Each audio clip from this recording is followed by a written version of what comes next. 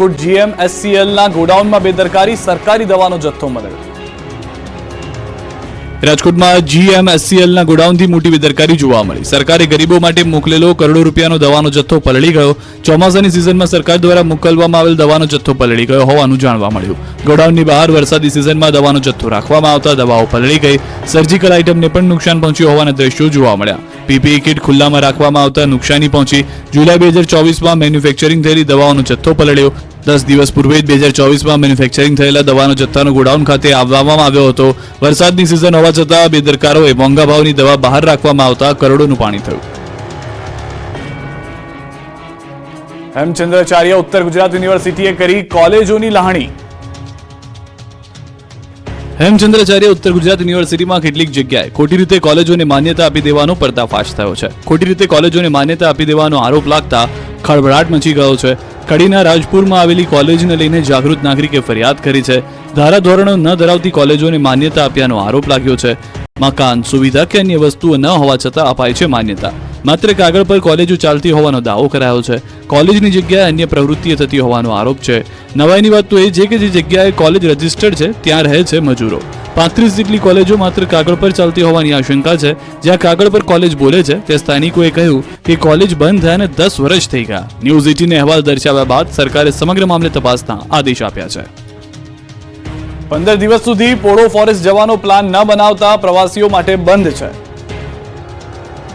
હમણાં પોળો ફોરેસ્ટ ફરવા જવાનો પ્લાન બનાવી રહ્યા હો તો માંડી વાળજો, નહીં તો થશે ધર્મનો ધક્કો। કેમ કે સાબરકાંઠાના પોળો ફોરેસ્ટમાં 15 દિવસ સુધી પ્રવેશબંધી કરાઈ છે।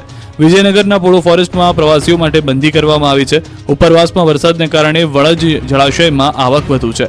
નદી મારફતે અવારનવાર 2000 થી 3000 ક્યુસેક પાણી નદીમાં છોડાઈ રહ્યું છે।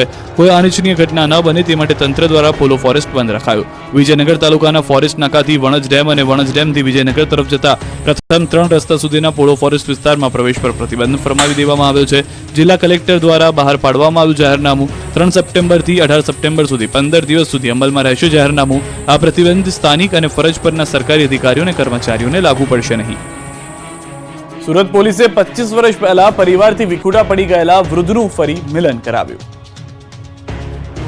સુરત પોલીસે 25 વર્ષ પહેલા પરિવારથી વિખૂટા પડી ગયેલા વૃદ્ધનું ફરી પરિવાર સાથે મિલન કરાવ્યું। સુરત પોલીસ ઝોન 3ના અધિકારી પિનાકીન પરમાર મુસાફિરું યારો નામનું અભિયાન ચલાવી રહ્યા છે। આ અભિયાન અંતર્ગત રસ્તે રજવતા 65 વર્ષીય મોહમ્મદ મુલ્લા નામના વૃદ્ધ ધ્યાનમાં આવ્યા હતા। આ વૃદ્ધનું કાઉન્સેલિંગ કરતા જાણવા મળ્યું કે 25 વર્ષ પહેલા વૃદ્ધ સુરતમાં આવ્યા હતા અને પરિવારથી વિખૂટા પડી ગયા હતા। તેઓ મહારાષ્ટ્રના સાંગલીના છે। આટલી જાણકારી મળતા પોલીસે વૃદ્ધના પરિવારને શોધવાનો પ્રયત્ન કર્યો અને વૃદ્ધના પુત્રના નંબર મળ્યા અને ત્યારબાદ સમગ્ર હકીકત જાણતા વૃદ્ધનો પુત્ર વૃદ્ધને લેવા આવી પહોંચ્યો અને પોલીસ સ્ટેશનમાં ભાવુક દ્રશ્યો સર્જાયા। આ પિતા પુત્રના મિલનને લઈ પોલીસ સ્ટેશનના કર્મચારીથી લઈ અધિકારીઓ પણ ભાવુક થઈ ગયા। આ પ્રકારે અત્યાર સુધીમાં 10 લોકોને તેમના પરિવાર સાથે મિલન કરાવ્યું, તેમાં 2 મહિલાનો પણ સમાવેશ થાય છે। આમ પોલીસે પોતાની ફરજ સાથે સમાજ સેવાનું કામ કર્યું છે। પોલીસ સાચા અર્થમાં લોકોના સેવક અને મિત્ર છે તે સાબિત કરી બતાવ્યું છે। કિમથી ઓલપાડ જવાનું હોય તો ન જતા, રોડ પર છે જળ કર્ફ્યુ। ભરૂચમાં આપ ફાટ્યા બાદ કીમ નદીના પાણી આખા પંથકમાં ફરી વળ્યા છે। પાણીએ રોડ પર એવો કબજો કર્યો છે, વરસાદના વિરામ બાદ પણ પાણી ઓસરી નથી રહ્યા। કીમ વિસ્તારના રસ્તાઓ 48 કલાકે પણ પાણીમાં ગરકાવ છે। કીમથી ઓલપાડ નજીકના રસ્તા પર જ્યાં નજર કરો ત્યાં પાણી જ પાણી નજરે પડી રહ્યું છે। મુખ્ય રોડ પર આવેલું વડોલી ગામ બેટમાં ફેરવાયું છે। 5 ફૂટ સુધીના પાણી ભરાઈ જતા લોકો ઘરમાં પુરાયેલા છે। ચારે તરફ પાણીનું સામ્રાજ્ય છવાતા ભારે નુકસાન થયું છે। લોકો કમર અને છાતી સુધીના પાણીમાં અહીંયા ફરતા જોવા મળ્યા। વડોલી ગામમાં થઈને પસાર થતો કોસ્ટલ હાઈવે પાણીમાં ગરકાવ થતા એક જ ગામના 2 ફળિયા સંપર્ક વિહોણા બન્યા। આ તરફ વડોલી ગામની સરકારી શાળા પાણીમાં ગરકાવ છે। સરકારની શાળાની બાજુમાં આવેલી વરસાદી પાણીમાં ગરકાવ લોકોના મકાનના છાપરા બેસી મદદની રાહ જોઈ રહ્યા હોય તેવા દ્રશ્યો જોવા મળ્યા। તંત્ર દ્વારા ફસાયેલા લોકોને બહાર કાઢવા માટે ફાયર વિભાગની મદદ માંગવામાં આવી છે। 5 થી 7 લોકો પાણી ઓછું થશે તેવી આશા સાથે છાપરા પર બેસી રહ્યા અને સવારથી પાણીનું વહેણ વધતા જીવ તાળવે ચોંટી ગયો। ત્યારે અસરગ્રસ્ત લોકોને સ્થળાંતર કરી સુરક્ષિત જગ્યાએ ખસેડવામાં આવ્યા। ભરૂચના આસરમા ગામમાં પણ તારાજી સિવાય કંઈ જ દેખાતું નથી। કીમ નદીના પાણીએ ગામ આખાને પૂરું કરી દીધું છે। હાંસોડ તાલુકાના આસરા ગામમાં પૂર જેવી સ્થિતિ સર્જાઈ છે। ગામમાં 7 ફૂટ પાણી ભરાઈ જતા જળબંબાકાર જેવી સ્થિતિ છે। ગામમાં બોટ તરતી જોવા મળી, લોકો ઘૂંટણસમા પાણીમાં ફરતા નજરે પડ્યા। તો ભરૂચના હાંસોડથી સુરતને જોડતો સ્ટેટ હાઈવે પણ બંધ છે। ભરૂચના હાંસોડ તાલુકામાંથી 166 લોકોનું સ્થળાંતર કરાયું। આસરમા ગામમાંથી 52 અને પાંજરોલી ગામમાં માઠું 114 લોકોને સ્થળાંતર કરાયું। સુરતના ઓલપાડમાં 2 દિવસ પણ નથી ઓસર્યા પૂરના પાણી, રોડ ખેતરો બધું જ જળબંબોળ। દક્ષિણ ગુજરાતમાં મેઘરાજાએ વિરામ તો લઈ લીધો છે, પરંતુ પૂર બાદ તારાજીને જે તસવીરો જોવા મળી રહી છે તે નિહાળી હચમચી જશો. જુઓ, 2 દિવસ બાદ પણ ઓલપાડમાં પાણી ઓસર્યા નથી. સુરતના ઓલપાડમાં કીમ નદીના પાણીથી જળબંબાકાર જેવી સ્થિતિનું નિર્માણ થયું છે. ઓલપાડથી હાંસોટ જતા મુખ્ય માર્ગ પર કીમ નદીના પાણી ફરી વળ્યા છે, જેથી વડોલી, ઉમરાચી, સહોલ જેવા ગામના લોકો હાલાકીનો સામનો કરવા મજબૂર બન્યા. સુરતના ગામડાના હાલ પણ બેહાલ છે. કીમ નદીએ સુરતના મોટા બોરસરા ગામમાં પણ તબાહી મચાવી છે. ગામને પાણીએ બાનમાં લેતા માંગરોળનું મોટા બોરસરા ગામ મુશ્કેલીમાં મુકાયું. અહીંના 25 ઘરોમાં નદીના પાણી ઘૂસ્યા છે, જેથી લોકોને પાણી વચ્ચે રહેવા મજબૂર થવું પડ્યું. મોટા બોરસરા ગામમાં ચારે કોર પાણી જ પાણી નજરે પડતા 30 થી 40 જેટલા લોકોનું સ્થળાંતર કરવામાં આવ્યું છે. બોલાવ ગામના પણ હાલ જોઈ લો. કીમ નદીએ એવી તારાજી સર્જી કે 100 ઘરમાં પાણી ઘૂસી ગયા છે. ઘરોમાં કમરસમાં પાણી ફરી વળતા લોકો મુશ્કેલીમાં મુકાયા. બોલાવ ગામે આદિવાસી વસાહત, આહિર ફર્યું સહિતના વિસ્તારમાં ભરાયા પાણી. તમામ ઘરોમાં સરસામાનને પહોંચ્યું મોટું નુકસાન. કીમ નદીના પાણીએ સુરતના ગામડાઓની દશા બગાડી. છપ્પર ફાડ તબાહીના દ્રશ્યો રડાવી દેશે. કીમ નદીએ ભારે તારાજી સર્જી. નદીના પાણીથી ગામડાઓ જળબંબાકાર બની ગયા. આપની સ્ક્રીન પરની 4 તસવીર જુઓ, જેમાં ચોતરફ પાણી જ પાણી જોવા મળશે. વાલિયામાં ધોધમાર વરસાદથી કીમ નદીમાં ઘોડાપુર, કોસંબાથી કીમને જોડતો મુખ્ય માર્ગ પાણીમાં ગરકાવ. ખેડૂતોના ઉભા પાકને ભારે નુકસાન. તો પાણીએ ભરાવાને કારણે મોટા બોરસરા ગામ સંપર્ક વિહોણું બન્યું. કઠોદરા ગામમાં પાણી કીમ નદીના ઘૂસી ગયા હતા, જ્યારે ઓલપાડના ઘરોમાં કીમ નદીના પાણી ભરાયા, જેના કારણે ઘરવખરીને ભારે નુકસાન પહોંચ્યું. નદીના પાણીથી ગામડાઓ જળબંબાકાર બની ગયા. વાલિયામાં ધોધમાર વરસાદથી કીમ નદીમાં ઘોડાપુર આવ્યું છે.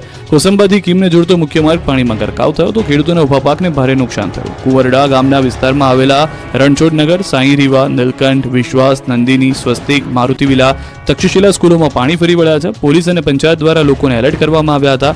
કઠોદરા ગામના લોકોને અવરજવર કરવામાં ભારે હાલાકીનો સામનો કરવો પડ્યો. કુવાડા ગ્રામ પંચાયત દ્વારા નીચાણવાળા વિસ્તારમાં લોકોને મોડી રાત્રે જ સલામત સ્થળે ખસેડવામાં આવ્યા હતા. આ બાજુ ઓલપાડમાં ઘૂસ્યા કીમ નદીના પાણી. ઓલપાડનું કઠોદરા ગામ એકલું પડી ગયું. બોલાવ ગામથી લોકોનું સ્થળાંતર કરાયું. તો કીમ માંડવી રોડ પર મોટી દુર્ઘટના ટળી. સબસ્ટેશનમાંથી નીકળતા ટાવર લાઇનનો વાયર તૂટ્યો. બાજુમાંથી પસાર થતી એસટી લાઇન પર પડ્યો. ટાવરનો વાયર તૂટતા પાલોડ સબસ્ટેશન બંધ થયું. સબસ્ટેશન બંધ થતા કેટલાક ગામડામાં વીજ પુરવઠો ખોરવાયો. ટાવરનો વાયર તૂટતા અધિકારીઓ દોડતા થયા. રાજ્યના 115 ડેમ 100% ભરાયા. સિંચાઈ, પીવાના પાણીની સમસ્યા દૂર થઈ. ગુજરાત પર મેઘરાજા ઓળઘોળ થતા ચોમાસું પૂર્ણ થાય તે પહેલા ગુજરાતની સિંચાઈની સમસ્યા દૂર થઈ ગઈ છે. ગુજરાત પાણીદાર બની ગયું છે. રાજ્યમાં મેઘમહેરથી રાજ્યના 115 ડેમ 100% સંપૂર્ણ ભરાઈ ગયા છે. 45 ડેમમાં 70 થી 100% વચ્ચે જળ સંગ્રહ, 17 ડેમમાં 50% થી 70% સુધી ભરાયા, જ્યારે 20 ડેમ 20 થી 25% સુધી ભરાયા. 9 ડેમમાં 25% થી ઓછું પાણી સંગ્રહ થયું છે. તો મહીસાગરના કડાણા ડેમમાં પાણીની આવક ઘટી છે. બજાજ સાગર, અનાસ નદીમાંથી આવતું પાણી ઘટ્યું. કડાણા ડેમની જળ સપાટી 470 ફૂટ ઉપર પહોંચી. ડેમનું રૂલ લેવલ જાળવવા માટે છોડવામાં આવી રહ્યું છે પાણી. મહીસાગર નદીમાં પાણી જોડાતા મહીસાગર નદીમાં ઘોડાપુર. તો કડાણા ડેમમાંથી વણાકબોરીમાં પાણી જોડાયું. આણંદ જિલ્લાના 26 ગામોને સાવચેત કરાયા હતા. આ તરફ દક્ષિણ ગુજરાતમાં મેઘરાજા મન મૂકીને વરસી રહ્યા છે, ત્યારે ઉકાઈ ડેમમાંથી પાણી જોડાતા તાપી નદી તોફાની બની, જેથી કોઝવેની સપાટીમાં વધારો થયો. બીજી બાજુ ઉપરવાસમાં ભારે વરસાદને કારણે ઉકાઈ ડેમમાંથી ફરી એક વખત પાણી છોડવાની શરૂઆત કરવામાં આવી. ઉકાઈ ડેમમાંથી તાપી નદીમાં પુષ્કળ પાણી છોડવામાં આવી રહ્યું છે, જેના પગલે તાપી નદી બે કાંઠે વહી રહી છે. ઉકાઈમાંથી છોડવામાં આવેલું પાણી સુરતના વિયરકમ કોઝવે સુધી પહોંચ્યું છે, જેથી વિયરકમ કોઝવેની સપાટી 9 મીટરે પહોંચી હતી. કોઝવેની સપાટીમાં એક વધારો થયો હતો. પાવાગઢના પગથિયા પર પથ્થરનો વરસાદ, ભક્તો પરેશાન. સુપ્રસિદ્ધ યાત્રાધામ પાવાગઢ ખાતે ચોમાસામાં કુદરતી સૌંદર્ય સોળે કળાએ ખીલી ઉઠ્યું છે, જેથી આ નયનરમ્ય વાતાવરણ વચ્ચે લાખો ભક્તો માતાજીના દર્શને આવી રહ્યા છે. પાવાગઢ ડુંગર ઉપર વરસતા ભારે વરસાદ દરમિયાન પગથિયા ઉપર ઝરણાની જેમ પાણીનો ધોધ વહેતો હોય છે. ભક્તો પણ વરસતા વરસાદનો આનંદ માણે છે, પરંતુ પાણીની સાથે પગથિયા પર મોટા મોટા પથ્થરો ધસી આવ્યા છે. પગથિયા ઉપર માટી અને નાના મોટા પથ્થર ધસી આવ્યા છે, જેની સફાઈ કરવામાં આવી નથી, જેથી ભક્તોને ભારે અગવડતાનો સામનો કરવો પડી રહ્યો છે. પાણી નિકાલ માટે પગથિયા વચ્ચે ઊભી કરાયેલી વ્યવસ્થામાં પણ કેટલાક ઠેકાણે ઉપર જાળીનો અભાવ જોવા મળી રહ્યો છે. આ તમામ તકલીફ વચ્ચે ભક્તો માતાજીની આસ્થા સાથે હેમખેમ દર્શન કરી પરત ફરતા જોવા મળી રહ્યા છે. કેટલાક સ્થળોએ પગથિયાની બાજુમાં બેસતા વેપારીઓ ભક્તોની ચિંતા કરી પથ્થર અને માટી હટાવતા જોવા મળી રહ્યા છે. આ અંગે જવાબદારો ધ્યાનમાં લઈ જરૂરી સમારકામ વહેલી તકે કરે તેવી માંગ ઉઠી છે. સાણંદના ગામડાઓમાં પણ હજુ પાણીનો કબજો છે. ખેતરો જળમગ્ન. સાણંદ તાલુકાના ખેતરો બેટમાં ફેરવાયા છે. ભારે વરસાદના પગલે ખેતરો જળમગ્ન થયા છે. વરસાદે વિરામ લીધાને 3 દિવસ થઈ ગયા છે, છતાં આ વિસ્તારમાંથી પાણી ઓસરવાનું નામ નથી લઈ રહ્યા. કુંડલ, મલાસના અને રેતલ ગામના ખેતરો પાણીમાં ગરકાવ થયા છે. ખેતરમાં વાવેલો ડાંગરનો પાક પણ વરસાદમાં ધોવાયો. ખેતરોમાં બનાવેલી ઓરડી અને બોરવેલ પણ પાણીમાં ગરકાવ છે. પાણીમાં ભરાવાને કારણે સ્થાનિકો પરેશાન છે. પાક ધોવાતા ખેડૂતોને હજારો રૂપિયાનું નુકસાન વેઠવાનો વારો આવ્યો છે. સમગ્ર પંથકમાં પાણી ફરી વળ્યા છે. ખેતરોમાં જઈ ન શકાય તેવી સ્થિતિ ઊભી થઈ છે. હાલ સાણંદ નળ સરોવર રોડ પર જળમગ્ન થયેલા દ્રશ્યો જોવા મળ્યા. લાઇટના થાંભલા પણ પાણીમાં ગરકાવ છે. પાણીમાં ભરાવાને કારણે સ્થાનિકો પરેશાન છે.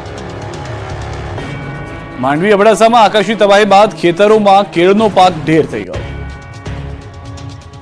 કચ્છમાં આકાશી કહેરે ખેડૂતોની કમર તોડી નાખી છે. માંડવી, અબડાસા સહિતના ગામડાઓમાં આકાશમાંથી કુદરતે એવો કહેર મચાવ્યો છે કે બધું જ ખેદાન મેદાન થઈ ગયું. ગામડાઓમાં પૂરના પાણી એવી પથારી ફેરવી કે કેળ, દાડમ, પપૈયા સહિતનો પાક ઢેર થઈ ગયો.